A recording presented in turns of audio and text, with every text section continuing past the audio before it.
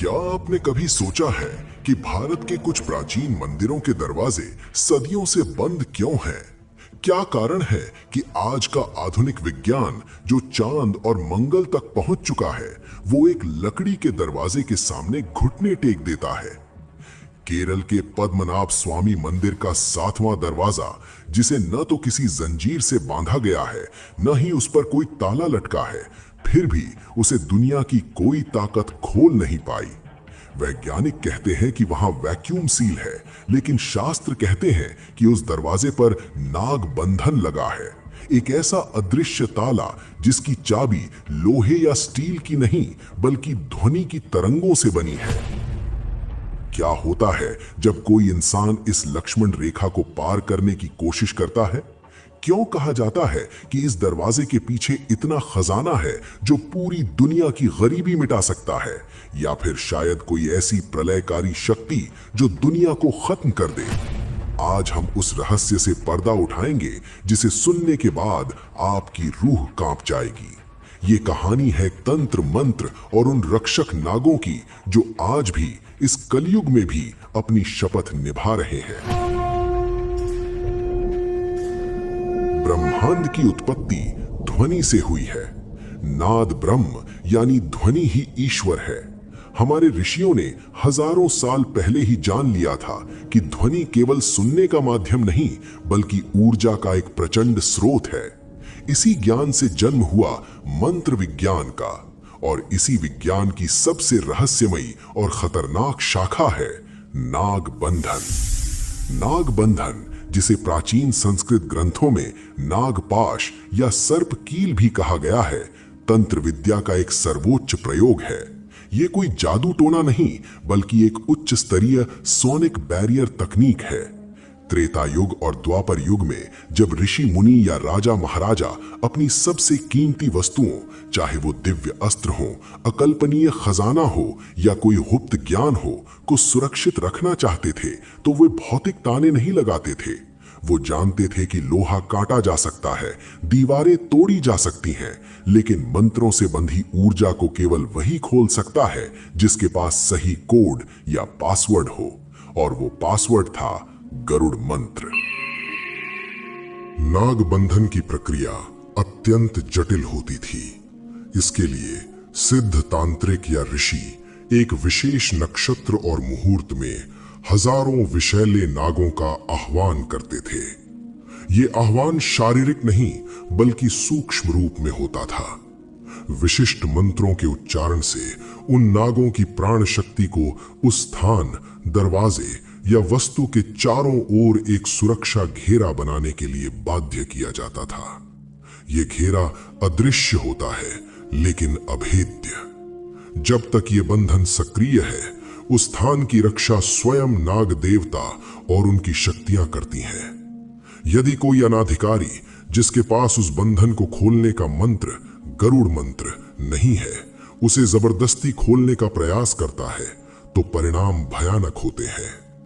शास्त्रों के अनुसार उस व्यक्ति का मानसिक संतुलन बिगड़ सकता है, उसके परिवार पर पीढ़ियों तक चलने वाला सर्प दोष लग सकता है, या तत्काल मृत्यु भी हो सकती है। यह बिल्कुल वैसा ही है जैसे आप किसी हाई वोल्टेज बिजली के तार को नंगे हाथों से छू लें। इस विद्या का सबसे प्रामाणिक और डरावना उदाहरण हमें रामायण काल में मिलता है। जब लंका युद्ध अपने चरम पर था, तब रावण के पुत्र मेघनाद, जो मायावी युद्ध में निपुण था, ने भगवान राम और लक्ष्मण पर नागपाश अस्त्र का प्रयोग किया था। ये साधारण बाण नहीं थे। जैसे ही मेघनाद ने मंत्र पढ़कर बाण छोड़े, वे हवा में ही हजारों विषैले सर्पों में बदल गए। देखते ही देखते उन सर्पों ने भगवान राम और लक्ष्मण के शरीर को पूरी तरह जकड़ लिया। उनकी पकड़ इतनी मजबूत थी कि स्वयं भगवान भी, जो मानव रूप में लीला कर रहे थे, उस बंधन को तोड़ नहीं पाए और मूर्छित हो गए। उस समय पूरी वानर सेना में हाहाकार मच गया था। तब हनुमान जी के निवेदन पर और देवताओं की प्रार्थना पर पक्षियों के राजा और भगवान विष्णु के वाहन गरुड़ देव वहां प्रकट हुए थे। गरुड़ देव का आगमन ही अपने आप आप में एक प्रलयंकारी घटना थी। जैसे ही वे आकाश मार्ग से युद्ध क्षेत्र में आए, उनके पंखों की फड़फड़ाहट से ऐसी ध्वनि उत्पन्न हुई जिसने उन मायावी नागों को भयभीत कर दिया। गरुड़ और नागों की शत्रुता सनातन है। गरुड़ के आते ही वे सारे सर्प जो राम और लक्ष्मण को जकड़े हुए थे, तुरंत ही बंधन छोड़कर भाग खड़े हुए। ये घटना हमें बताती है कि नाग बंधन कितना शक्तिशाली है और इसे काटने का एकमात्र उपाय गरुड़ की शक्ति या गरुड़ मंत्र ही है। लेकिन रामायण का ये प्रसंग केवल युद्ध तक सीमित नहीं था। समय के साथ इस विद्या का उपयोग युद्ध से हटकर संरक्षण के लिए होने लगा। युग बदले, द्वापर बीता और कलयुग आया। कलयुग, जिसे पाप और लोभ का युग कहा जाता है। हमारे पूर्वज जो त्रिकालदर्शी थे, जानते थे कि आने वाले समय में मनुष्य का नैतिक पतन होगा। राजा एक दूसरे के राज्य को लूटेंगे, विदेशी आक्रमणकारी भारत की संपदा पर नजर गड़ाएंगे और भाई भाई का दुश्मन बन जाएगा। ऐसे में उन्होंने भारत के मंदिरों को केवल उपासना का केंद्र नहीं बल्कि बैंक बनाया। उन्होंने अपार सोना, हीरे, जवाहरात और प्राचीन ज्ञान को मंदिरों के गुप्त तहखानों में सुरक्षित कर दिया। लेकिन उन्हें यह भी डर था कि भविष्य में कोई लालची व्यक्ति या लुटेरा इन खजानों को लूट न ले। इसलिए उन्होंने इन तहखानों के दरवाजों पर लोहे के ताले नहीं लगाए, क्योंकि वे जानते थे कि लोहा तोड़ा जा सकता है। उन्होंने वहां लगाया नाग बंधन, एक ऐसा आध्यात्मिक लॉक जिसे तोड़ने के लिए बारूद नहीं बल्कि पवित्रता और सही मंत्रोच्चारण की आवश्यकता होती है। आज के समय में इस रहस्य का सबसे जीता जागता और रोंगटे खड़े कर देने वाला उदाहरण केरल के तिरुवनंतपुरम में स्थित श्री पद्मनाभ स्वामी मंदिर है। ये मंदिर भगवान विष्णु के अनंतशायी रूप को समर्पित है, जहां वे शेषनाग पर विश्राम कर रहे हैं। मंदिर के नीचे 6 प्रमुख तहखाने हैं, जिन्हें कल्लरा कहा जाता है। सुप्रीम कोर्ट के आदेश पर जब इन तहखानों को खोला गया तो दुनिया की आंखें फटी की फटी रह गईं। वहां से इतना सोना और हीरे निकले कि उनकी कीमत का अंदाजा लगाना भी मुश्किल था। लेकिन असली कहानी खजाने की नहीं बल्कि उस दरवाजे की है जो आज तक नहीं खुला। कल्लरा बी। कल्लरा बी का दरवाजा देखने में ही भय पैदा करता है। ये एक भारी लोहे या लकड़ी का दरवाजा है जिस पर 2 विशाल कोबरा सांपों की आकृति बनी हुई है। ये कोई सजावट नहीं है, ये एक चेतावनी है। प्राचीन तांत्रिक ग्रंथों के अनुसार ये चित्र बताता है कि इस दरवाजे पर नाग बंधन लगा हुआ है। इस दरवाजे पर कोई कुंडी नहीं, कोई बोल्ट नहीं, कोई चाबी का छेद नहीं, ये पूरी तरह से सील है। जब 2011 में सुप्रीम कोर्ट की निगरानी में बाकी तहखाने खोले जा रहे थे, तब इस कल्लरा बी को खोलने की बात भी उठी। लेकिन मंदिर के मुख्य पुजारियों और त्रावणकोर राज परिवार ने इसका कड़ा विरोध किया। उनका कहना था कि ये दरवाजा ऋषियों द्वारा नागपाश मंत्र से बंद किया गया है और इसे केवल तभी खोला जा सकता है जब कोई महान साधु गरुड़ मंत्र का सही उच्चारण करे। यदि इसे जबरदस्ती या किसी यांत्रिक विधि से खोला गया तो प्रलय आ सकती है। क्या यह सिर्फ एक अंधविश्वास है या इसके पीछे कोई ठोस सच्चाई है? इतिहास के पन्नों में दबी कुछ घटनाएं और स्थानीय लोगों के अनुभव बताते हैं कि ये चेतावनी मजाक नहीं है। एक घटना जो अक्सर दबी जुबान में सुनाई जाती है वो 1930 के दशक की है। उस समय भारत अंग्रेजों के अधीन था और त्रावणकोर राज्य में अकाल जैसी स्थिति थी। कहा जाता है कि कुछ अधिकारियों या शायद कुछ साहसी चूरों ने मंदिर के इस गुप्त तहखाने को लूटने की योजना बनाई। उन्हें लगा कि ये सब पुरानी कहानियां हैं और सोने की चमक ने उनकी आंखों पर पर्दा डाल दिया था। रात का गहरा सन्नाटा था। मंदिर के बाहर पहरा तो था, लेकिन ये समूह किसी गुप्त रास्ते या साठगांठ से अंदर पहुंचने में कामयाब रहा। वे कल्लरा बी के सामने पहुंचे। उनके हाथों में लोहे की छड़ें और मशालें थीं। जैसे ही उन्होंने उस दरवाजे पर प्रहार करने के लिए हाथ उठाया, एक अजीब सी घटना घटी। पहले तो उन्हें लगा कि हवा तेज हो गई है, लेकिन तहखाने के उस बंद गलियारे में हवा कहां से आती? फिर उन्हें एक ध्वनि सुनाई थी, सरसराहट, जैसे सूखे पत्तों पर कोई भारी चीज रेंग रही हो। वो आवाज एक नहीं बल्कि हजारों दिशाओं से आ रही थी। उस दल में से एक व्यक्ति जो थोड़ा पीछे खड़ा था ने बाद में बताया कि अचानक मशाल की रोशनी में उसे जमीन हिलती हुई दिखाई दी। जब उसने गौर से देखा तो उसका खून जम गया। वो जमीन नहीं हिल रही थी बल्कि वहां सैकड़ों सांप फर्श पर रेंग रहे थे। वे सामान्य सांप नहीं थे, वे आकार में बहुत बड़े थे और उनकी फुंकार में एक अजीब सी गूंज थी। उस बंद कमरे में जहां बाहर से एक चींटी भी नहीं घुस सकती थी, वहां इतने सांप कहां से आए? भगदड़ मच गई। वे लोग जान बचाकर भागे। कहा जाता है कि जो लोग उस दरवाजे के सबसे करीब थे वे बाद में बहुत बीमार पड़े या रहस्यमयी तरीके से मारे गए।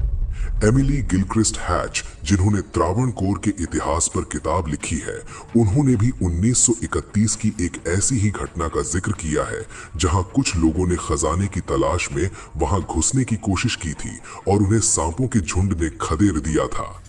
आज भी मंदिर के आसपास रहने वाले लोग और वहां के पुजारी बताते हैं कि कभी-कभी शांत रातों में कल्लरा बी के दरवाजे के पीछे से अजीब आवाजें आती हैं।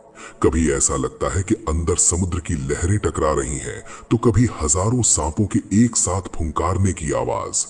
कुछ लोग कहते हैं कि ये तहखाना भीतर से सीधे अरब सागर से जुड़ा है, जो इसकी सुरक्षा का एक प्राकृतिक तरीका है। यदि कोई दरवाजा तोड़ेगा तो समुद्र का पानी पूरे शहर को डुबो देगा। लेकिन तांत्रिक पक्ष कहता है कि ये जल स्तंभन और नाग बंधन का मिश्रण है। अब सवाल ये उठता है कि आखिर इसे खोला कैसे जा सकता है, और अगर इसे खोला गया तो क्या होगा? नाग बंधन को खोलने की विधि उतनी ही वैज्ञानिक है जितनी इसे लगाने की। ये ध्वनि अनुनाद, साउंड रेजोनेंस के सिद्धांत पर काम करता है। हर ताले की एक विशेष आवृत्ति होती है। नागबंधन को लॉक करने के लिए जिन मंत्रों का उपयोग किया गया, उनकी एक विशिष्ट तरंग थी। इसे अनलॉक करने के लिए उसके विपरीत लेकिन उतनी ही शक्तिशाली तरंग की आवश्यकता है, और वो तरंग केवल गरुड़ मंत्र में है।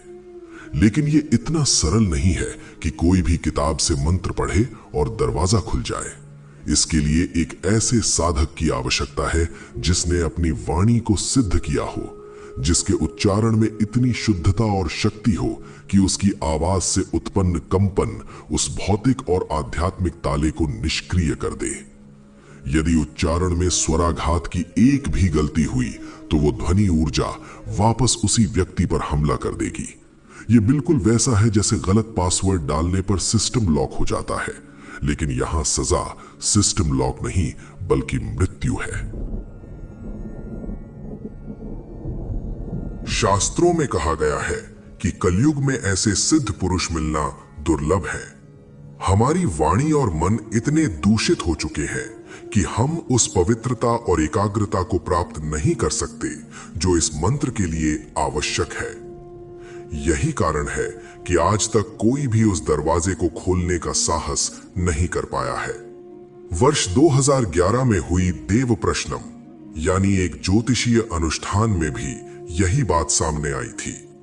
दैवीय शक्ति ने स्पष्ट संकेत दिया था कि कल्लरा बी में ऋषियों की तपस्या और रक्षक नागों का वास है। इसे खोलना विनाश को आमंत्रण देना होगा। एक और दिलचस्प पहलू यह है कि नागबंधन सिर्फ भारत तक सीमित नहीं है। दुनिया की कई प्राचीन सभ्यताओं में सर्प पूजा और सर्प रक्षकों का जिक्र मिलता है। मिस्र के पिरामिडों में फराओं के मकबरों पर भी ऐसे श्राप लिखे मिलते हैं जो नागों से जुड़े हैं। वहां भी मान्यता थी कि कोबरा फराओ की आत्मा और उनके खजाने की रक्षा करता है। माया सभ्यता में भी कुकुलकन यानी पंखों वाला सांप की पूजा होती थी। यह सब इशारा करता है कि हमारे पूर्वज, चाहे वे किसी भी सभ्यता के हों, ध्वनि और ऊर्जा के उस विज्ञान को जानते थे जिसे हम आज भूल चुके हैं। नागबंधन भौतिक दुनिया और आध्यात्मिक दुनिया के बीच की एक दीवार है। ये हमें बताता है कि कुछ चीजें इंसानी समझ से परे होती हैं और उनका सम्मान करना ही बुद्धिमानी है। वो दरवाजा बंद है और शायद उसे बंद ही रहना चाहिए, क्योंकि जिस दिन वो खुलेगा उस दिन हम शायद वो पाएंगे जिसकी हमने कल्पना भी नहीं की थी, या फिर हम वो खो देंगे जो हमारे पास बचा है। ये रहस्य उस अंधेरे तहखाने में उन अदृश्य नागों के पहरे में समय के अंत तक सुरक्षित रहेगा। तो दोस्तों, अगर आप चाहते हैं कि आपका ज्ञान और भाग्य भी ऐसे ही सुरक्षित रहे और खुलता रहे, तो बिना किसी मंत्र के बस एक क्लिक से इस चैनल को लाइक, शेयर और सब्सक्राइब जरूर करें।